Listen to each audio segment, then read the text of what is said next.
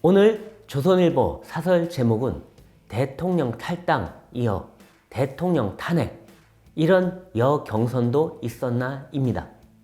국민의힘 당대표 경선에 출마한 김기현 후보가 지금 당대표는 대선의 꿈을 가지면 안 된다면서 현재 권력과 미래 권력이 부딪히면 당이 깨질 수 있고 차마 입에 올리기도 싫은 대통령 탄핵이 우려된다고 말했습니다. 경쟁자인 안철수 후보가 되면 당이 분열되고 대통령 탄핵 사태가 올 수 있다고 말한 것으로 비쳤습니다.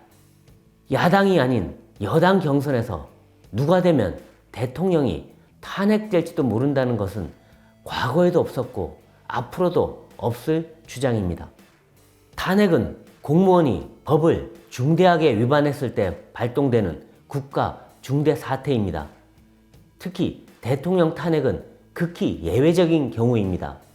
이제 임기 1년도 되지 않은 신임 대통령에게 아무런 범법 혐의도 없는 상태에서 탄핵을 거론한다는 것은 아무리 탄핵을 막는다는 명분이라고 하더라도 도를 넘어도 너무 넘은 것입니다. 김 후보는 발언이 무리를 빚자 현직 대통령 탄핵을 얘기한 게 아니라 아픈 과거를 반복해서는 안 된다고 한 것이라고 해명했습니다. 하지만 김 후보의 탄핵 발언은 경선에서 이기기 위한 계산된 발언일 것입니다. 김 의원이 후원 회장이 안 의원이 되면 윤석열 대통령이 탈당해 신당 창당을 할 수밖에 없는 상황에 내몰릴 것이라고 해 논란을 일으킨 것이 불과 일주일 전입니다.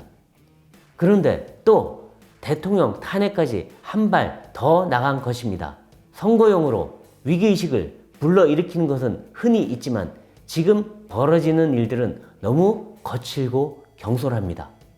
다음 여당 대표는 대통령과 호흡을 잘 맞춰 국정 운영을 적극 뒷받침해야 합니다. 자신의 정치적 욕심보다 국정 성공을 먼저 챙기는 태도가 필요합니다. 여당 대표는 이 기본 책무를 잘 수행할 때 대선 후보로서 입지도 다질 수 있습니다. 그러지 않으면 여당 지지자들부터 등을 돌립니다. 누가 대표가 되든 마찬가지입니다. 설사 대통령이 싫다고 공개한 사람이 대표가 되더라도 이 사실은 바뀌지 않습니다. 일반 의원이 아닌 여당 대표가 대통령 탄핵에 앞장선다는 것은 상식으로도 있을 수 없는 일입니다. 이번 경선에서 후보들은 저마다 윤심을 앞세웠습니다. 나경원 전 의원은 저출산 고령사회 부위원장 해임이 윤 대통령 뜻이 아닐 것이라고 했다가 대통령실에 반발을 샀습니다. 안 후보도 윤한연대를 내세우고 윤핵관을 언급해 공개 경고를 받았습니다. 경선이 온통 윤심 논란으로 얼룩지면서 당 개혁과 총선 전략은 실종돼 버렸습니다. 이래서야 국민에게 무슨 감동을 주겠습니까? 국정에는 무슨 도움이 되겠습니까?